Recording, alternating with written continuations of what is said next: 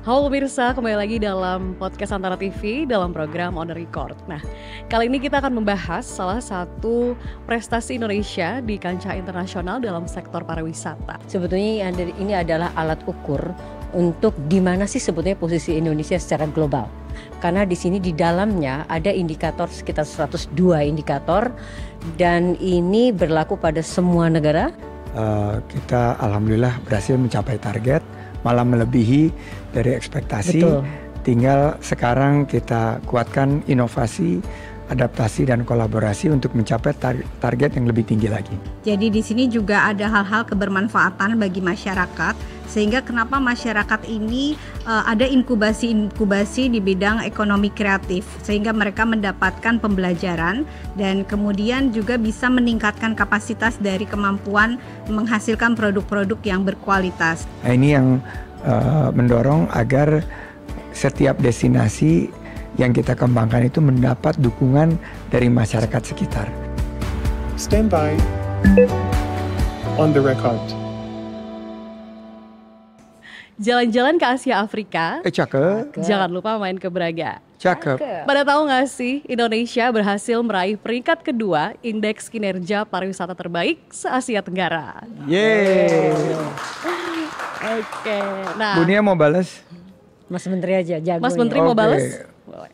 Ini nggak disiapin lagi. Pikir Spontan dulu. aja, Bang. Jalan-jalan ke Pasar Baru. Cakep. Harus mampir kantor Antara. Cakep. Alhamdulillah pariwisata kita semakin maju. Cakep. Insya Allah masyarakat jadi sejahtera. Yeah. Boleh. Luar biasa. Bikin sendiri itu, bikin sendiri. Nggak ada di sini. Nggak ada. Spontan. Baik. Nah, pemirsa, untuk membahas terkait prestasi Indonesia ini, saat ini sudah hadir Menteri Pariwisata dan Ekonomi Kreatif Indonesia, Mas Menteri Sandiaga Uno, dan juga ada Ibu Nia Niscaya ya. Ibu Nia di sini hadir sebagai Adiatama Ahli Utama Pariwisata dan Ekonomi Kreatif Republik Indonesia. Nah, mungkin saya akan ke Bang Sandi terlebih dahulu ya, Bang ya. Nah, responnya seperti apa, Bang, ketika pertama kali tahu bahwa Travel Tourism Development Index menetapkan Indonesia sebagai peringkat kedua se-Asia Tenggara sebagai negara dengan indeks kinerja pariwisata terbaik, dan di dunia itu peringkat 22 ya, Bang ya, kalau nggak salah. Ya, Seperti apa, Bang, responnya pada saat itu? nanti elaborasinya sama Mbak Nia, tapi awalnya deg-degan karena ini masuk ke indikator kinerja utama yang dipantau oleh stakeholders, oleh DPR, oleh pimpinan dari Kemenparekraf, maupun juga langsung dipantau oleh Bapak Presiden. Nah, penilaian kita naik ini dilakukan dengan pendekatan yang sangat komprehensif oleh World Economic Forum.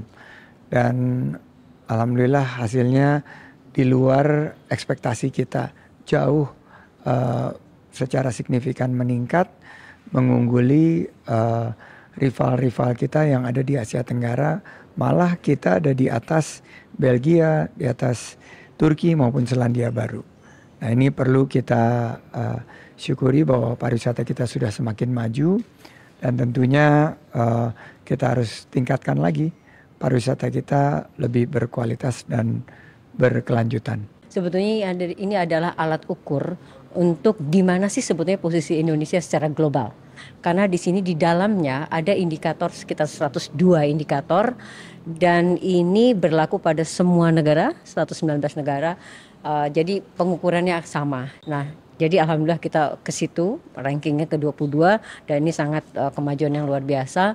Dan ini sebetulnya data-datanya diperoleh dari data sekunder, yaitu data-data yang di mana Indonesia menjadi anggota organisasi internasional itu didaftarkan, sehingga ini suatu tantangan sesungguhnya untuk data-data kita pun harus diupdated. Nah, data-data sendiri sesungguhnya ketika berbicara TTDI, Mas Menteri, ini bisa dengan kata lain adalah cara membangun pariwisata Indonesia melalui TTDI, karena di dalamnya 102 indikator itu nggak semata-mata tentang tourism, tapi di situ ada soal berapa bed occupancy rate berapa jumlah rumah sakit, berapa jumlah kamar. Nah, ini terkait dengan kesehatan misalnya indikator itu. Kemudian infrastruktur, berapa jalan ke akses ini, berapa kilometer. Jadi ini sebetulnya betul-betul cara membangun Indonesia melalui pariwisata dan berlaku secara global sehingga bisa diukur tingkat persaingan Indonesia itu seberapa sesungguhnya gitu. Nah, dari indikator-indikator itu Mas Menteri dan Bu Nia, apa sih strategi dari Kemenparekraf untuk bisa mencapai indikator yang sudah ditetapkan TTDI tadi itu? WEF itu mengukurnya pertama data sekunder yang misalnya soal data bed tadi misalnya dia akan cek ke WHO gitu ya. Kemudian misalnya lagi datanya ada lagi yang primer. Primer itu kita nggak pernah tahu siapa yang diwawancara. Bisa Kadin, bisa Mastercard, bisa Visa Card. Nah, sehingga apa yang dilakukan, Mas Menteri selalu bilang kuncinya kan kolaborasi. Nah, ini ternyata 102 indikator itu melibatkan hampir 28 kementerian dan lembaga dan 38 Pemda. Sehingga Pak Menteri ibaratnya ketuk pintu, ini semua diberikan pemahaman yang sama apa arti penting di dalam ranking TTDI, kemudian bagaimana mereka mengkolek data. Intinya sih kolaborasi, perbaikilah data Anda, perbaiki juga PR-PR kita, karena sebaik mungkin kita memperbaiki yang harus diperbaiki, tetapi kalau datanya tidak diperbaiki itu juga tidak menguntungkan.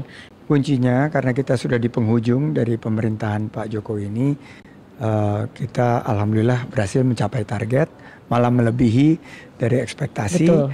Tinggal sekarang kita kuatkan inovasi, adaptasi dan kolaborasi untuk mencapai target yang lebih tinggi lagi. Oke.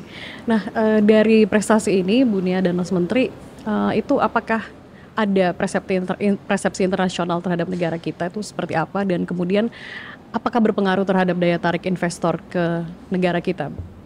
Kalau persepsi daya tarik pariwisata ini kan selalu terdepan. Biasanya kan investor atau pebisnis itu berwisata, terus dia tertarik melihat keindahan alam dan mulai mencoba mendapatkan informasi bagaimana bisa berinvestasi, melakukan perdagangan dan juga meningkatkan ekonomi.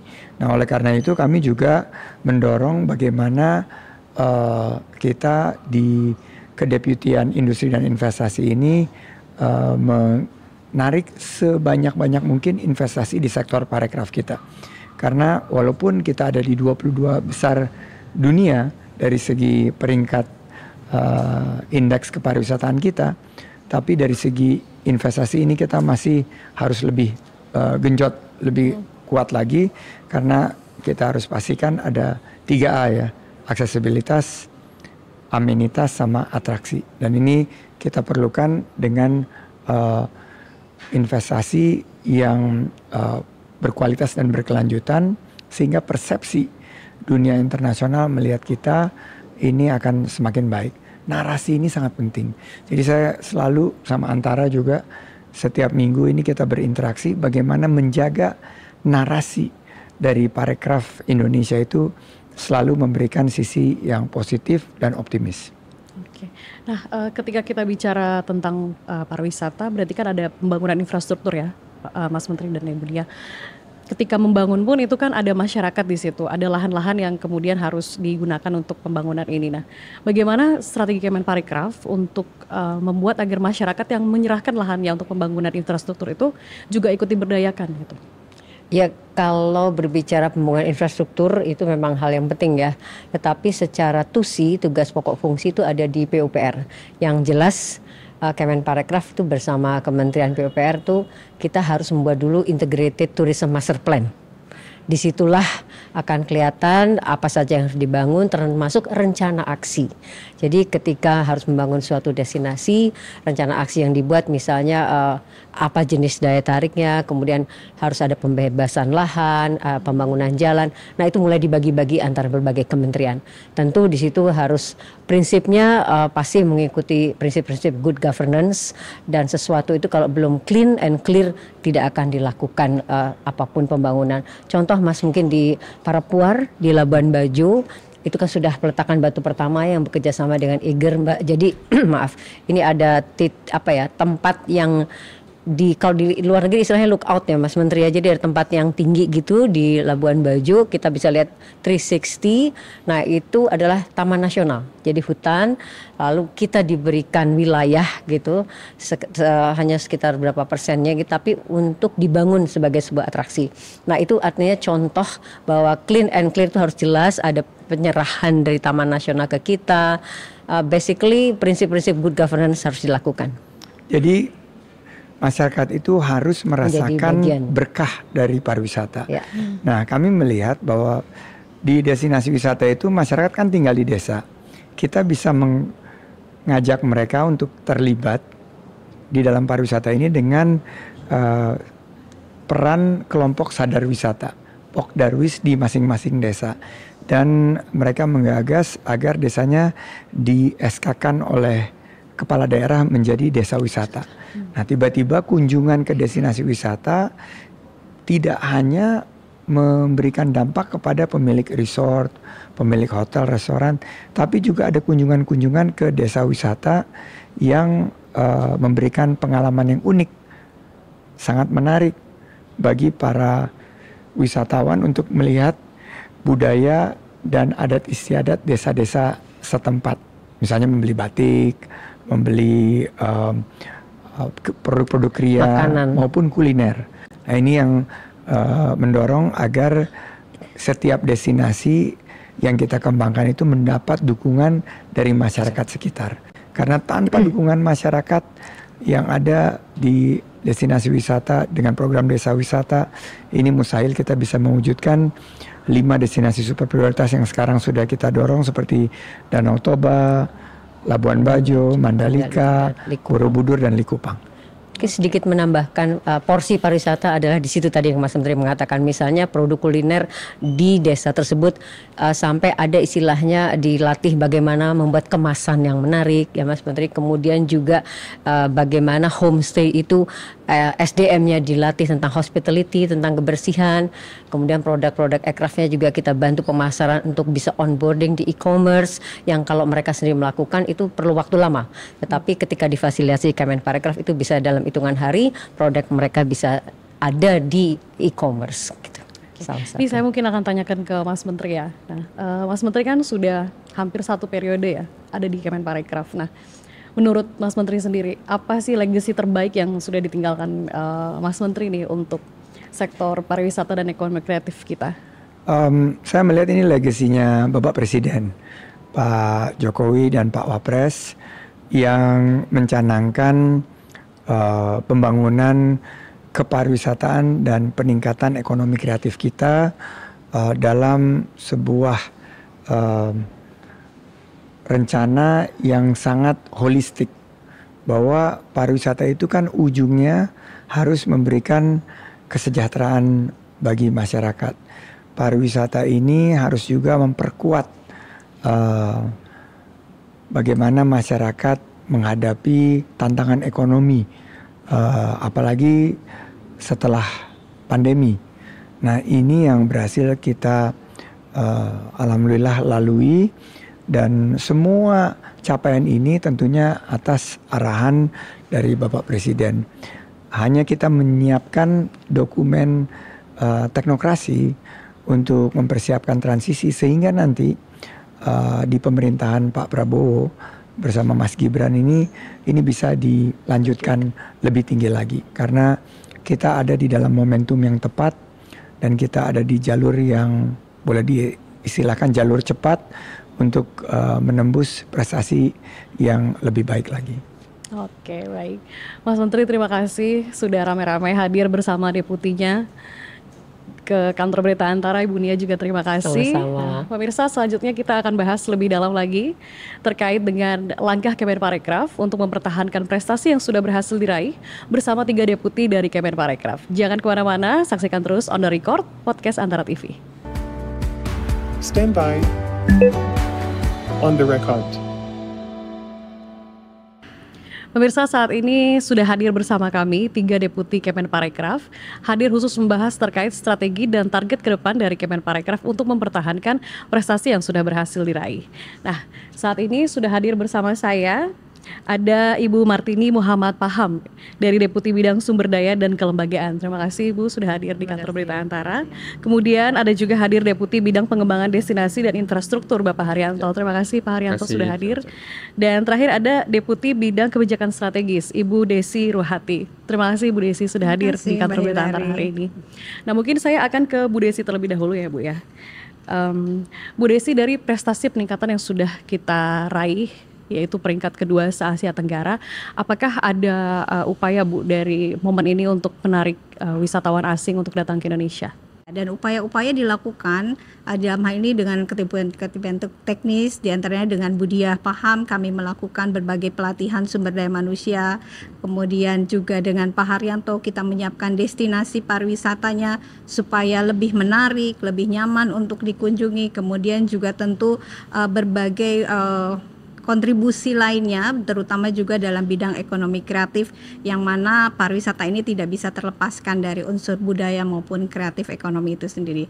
Banyak hal yang dilakukan termasuk juga dalam promosi digital atau pemasaran digital menggunakan teknologi dan lain sebagainya, ini yang tentunya juga membantu di dalam meningkatkan upaya-upaya dari pencapaian dan juga untuk meningkatkan kunjungan wisatawan seperti itu.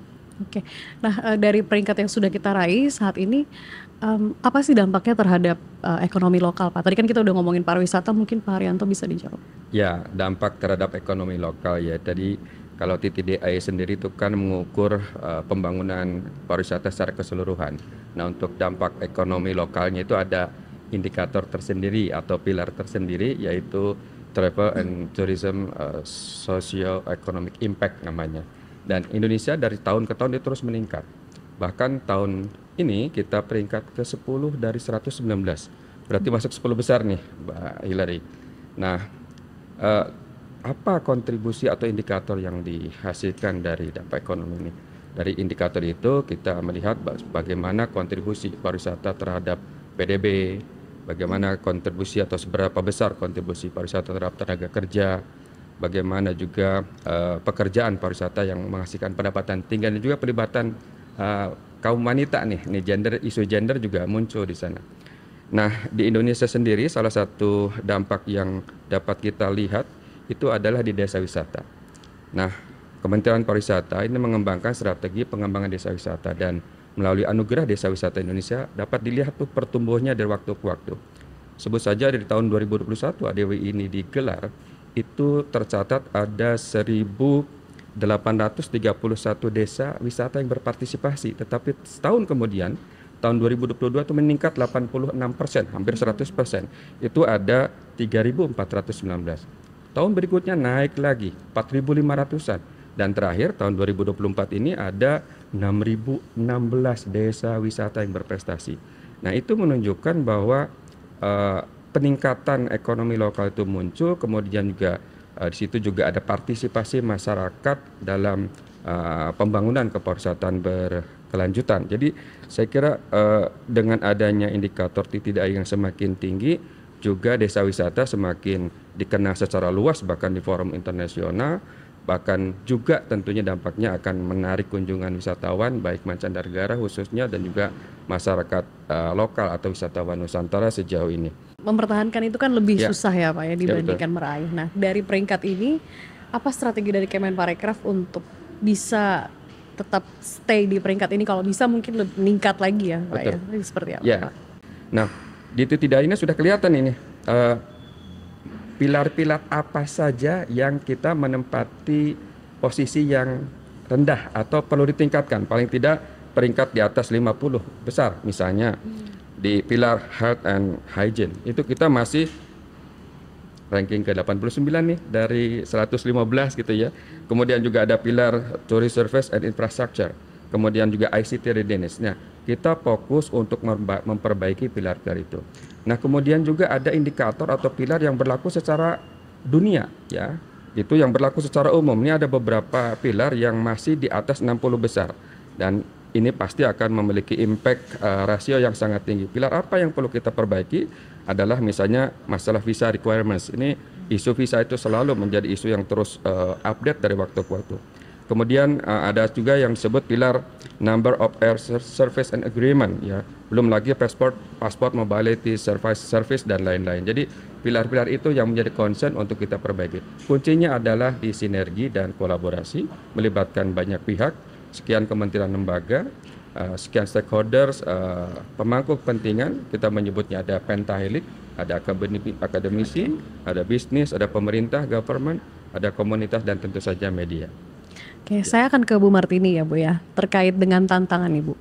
Dengan peringkat kedua se-Asia Tenggara itu kan pasti cukup sulit Bu ya mempertahankannya, dan kita juga ada di era globalisasi yang begitu kuat gitu. Nah, Ibu melihat nggak Bu, tantangan kedepannya tuh kira-kira akan seperti apa sih untuk kita mempertahankan peringkat tersebut? Sebenarnya kalau lihat dari tantangannya, tadi sudah disebutkan oleh Pak Haryanto bahwa Indonesia sangat majemuk, banyak sekali provinsi. Kita tuh punya banyak sekali destinasi, dan juga masyarakatnya juga populasinya sangat besar.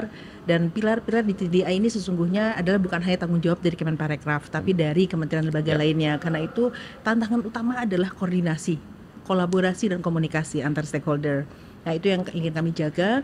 Karena tentunya kita tidak hanya mau untuk mempertahankan, tapi justru untuk meningkatkan juga. Jadi yang harus kita jaga adalah komunikasi, koordinasi dengan berbagai sesama stakeholder. Karena sesungguhnya kunci-kunci keberhasilan adalah tidak hanya di kita, tapi juga di semua pentahelix stakeholder. Yang menjadi tantangan koordinasi dan kolaborasi itu biasanya apa Bu? Apakah biasanya birokrasinya yang ngerumit kah atau seperti apa Bu? Satu, Indonesia sangat majemuk, sangat luas, pemerataan pembangunan kepariwisataan juga harus kita jaga. Jadi challenge-nya adalah geographical challenge, kemudian juga dengan kompleksitas dari populasi yang sangat beragam budayanya, dan kemudian juga ukuran-ukuran indikator ini juga harus kita cermati karena ada perubahan dari tahun ke tahun. Jadi kita harus berkolaborasi dengan banyak hal, termasuk dengan mitra kita di WEF, yaitu di World Economic Forum. Mereka sebagai mitra, kita harus banyak berkoordinasi, berkomunikasi dengan mereka untuk bisa ada transfer of knowledge. Jadi kita tahu, oh ukurannya ini yang harus kita penuhi. Jadi itu. Oke. Nah, saya akan ke Bu Desi. Bu Desi, terkait dengan edukasi nih. Tadi kan sudah disampaikan sebelumnya oleh Mas Menteri bahwa ada pemanfaatan warga lokal begitu ya. Tapi ketika hanya dimanfaatkan saja untuk sektor ekonomi, apakah juga ada proses edukasi di situ agar tidak berhenti di proses ekonomi semata, tapi itu bisa berjalan gitu dan berlanjut? Ya, tentu saja dalam hal ini ketika kita melaksanakan proses ekonomi ini sendiri, kita berhadap bukan hanya sekedar terjadinya sebuah transaksi begitu ya. Jadi di sini juga ada hal-hal kebermanfaatan bagi masyarakat, sehingga kenapa masyarakat ini ada inkubasi-inkubasi di bidang ekonomi kreatif, sehingga mereka mendapatkan pembelajaran dan kemudian juga bisa meningkatkan kapasitas dari kemampuan menghasilkan produk-produk yang berkualitas, sehingga bisa memberikan nilai-nilai manfaat, dan baik itu secara manfaat ekonomi maupun juga kepada manfaat kependidikan atau pengetahuan mereka. Sebagai contoh misalnya ketika seseorang memiliki produk herbal untuk dijadikan jamu, kemudian diinkubasi oleh teman-teman di Kedeputian Produk Digital dan Produk Kreatif dan Ekonomi Digital, ini teman-teman kemudian bisa bagaimana menyiapkan semua bahan-bahan ini menjadi lebih hygiene, kemudian juga dikemas dengan sangat baik, dan kemudian bisa membuat branding dan tepat sehingga dapat dikenal dengan tentunya menjadi luas. Sekarang ada nggak mungkin upaya-upaya yang sedang dalam perencanaan gitu untuk kedepannya bisa meningkatkan sektor pariwisata kita? Kita sedang terus mengembangkan destinasi super prioritas ini. Kami punya 5 destinasi super prioritas, kemudian kita punya 10 destinasi prioritas. Kalau yang 5 super prioritas ini sudah sangat dikenal juga, walaupun sudah orang memahami branding ini, tapi kita terus mengharapkan dia menjadi top of mind daripada masyarakat ya, atau wisatawan. Kemudian juga kita melaksanakan peningkatan tadi kualitas sumber daya manusia dengan meningkatkan program pelatihan dan pendidikan pariwisata. Kita punya politeknik pariwisata, ada 6 politeknik pariwisata tersebar dari ujung barat sampai ujung timur begitu ya. Ada di Medan sampai ada di Makassar dan sebagainya.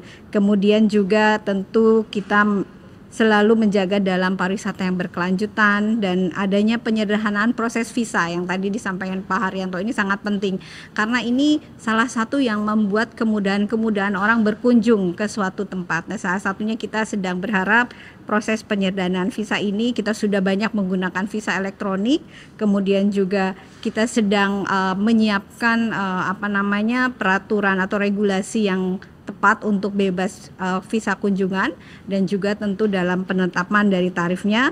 Dan yang dilakukan oleh teman-teman di Deputi Destinasi adalah pengembangan infrastruktur dan fasilitas. Ini juga sebuah inisiatif, dan yang tak kalah penting adalah event-event, baik itu event daerah, event nasional dan internasional yang akan menjadi penarik minat wisatawan untuk datang dan berkunjung. Kita kan tadi udah bahas soal pariwisata ya Bu ya, sektor pariwisata. Nah, kalau dari ekonomi kreatif sendiri seperti apa Bu dampaknya dengan peringkat yang sudah kita raih saat ini?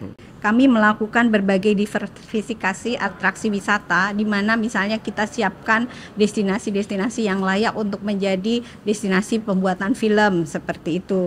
Kemudian juga kita lakukan ada wisata musik, pertunjukan di berbagai tempat.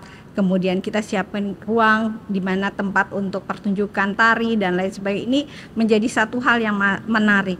Kemudian yang paling penting juga kami bersama-sama dengan teman-teman kreatif ini untuk menjaga penguatan branding dan identitas dari produk-produknya, sehingga ketika orang berkunjung ke desa wisata misalnya begitu ya, di sana pasti akan ada hasil kreatif atau produk-produk kreatif yang kemudian bisa dimanfaatkan untuk sebagai bagian dari proses ekonomi mereka maupun juga untuk kehidupan sehari-hari. Dan ini menjadi unggulan-unggulan produk-produk unggulan di masing-masing desa wisata yang juga mungkin menjadi salah satu penilaian dari masing-masing desa-desa ini, di mana menjadikan mereka bisa lebih mandiri, kemudian berkembang dan lain sebagainya seperti itu. Gitu. Oke, nah ini terakhir mungkin bisa satu-satu dijawab ya Bapak dan Ibu. Apa Pak dan Bu pesan terhadap pelaku industri pariwisata dan ekonomi kreatif di Indonesia untuk bisa terus mendukung Indonesia dalam sektor pariwisata dan ekonomi kreatif? Mungkin dari Bu Martini dulu. Oke, kalau dari saya adalah ayo kita berkolaborasi untuk bisa menjaga kepariwisataan nasional. Kalau bukan kita siapa lagi? Kalau bukan sekarang, kapan lagi? Baik. Kalau dari Pak Haryanto? Ya, tentu harus melibatkan masyarakat secara luas. Karena pembangunan pariwisata dan ekonomi kreatif akan bisa sustain, bertumbuh, berkembang dengan melibatkan masyarakat secara aktif, dan kebermanfaatannya juga bisa langsung dirasakan oleh masyarakat. Makanya dalam strategi pengembangan pariwisata dan ekonomi kreatif kita kena CBT, Community Based Tourism, itu yang bisa menggarasi. Yuk kita libatkan semua masyarakat secara aktif.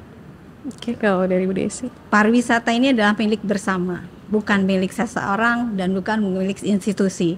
Jadi pariwisata ini juga adalah jendela dunia, dan pariwisata ini membuka mata kita semua. Jadi mari kita bersinergi, berkolaborasi, karena dengan kita bisa menyiapkan produk-produk maupun industri yang terlibat dalam kepariwisataan, ini akan membantu meningkatkan penilaian masyarakat luas kepada Indonesia khususnya, dan juga tentunya dalam hal ini kepada masyarakat pemangku pariwisata itu sendiri. Jadi memang masyarakat harus terlibat aktif, tapi industri juga yang akan mendukung masyarakat itu bisa berkembang. Dan itu semua kuncinya tadi, kolaborasi, dan mungkin nanti ke depan akan ada kointegrasi, tidak mustahil, mungkin seperti itu. Bu Desi, Pak Haryanto, dan Bu Martini, terima kasih sudah hadir di podcast Antara TV. Pemirsa, keberhasilan Indonesia naik dari peringkat 32 ke 22 dari 119 negara. Di antaranya ada negara Selandia Baru, Belgia, dan Turki, yang mana negara tersebut memiliki keunggulan pariwisata yang berkualitas. Melalui berbagai upaya dan juga strategis yang tadi telah kita bahas, diharapkan sektor pariwisata dan ekonomi kreatif kita bisa bertumbuh dengan baik. Demikian episode On The Record kali ini. Saksikan terus podcast Antara TV di kanal antaranews.com, channel YouTube Antara TV Indonesia, Spotify, dan Noise Podcast Antara. Terima kasih dan sampai jumpa.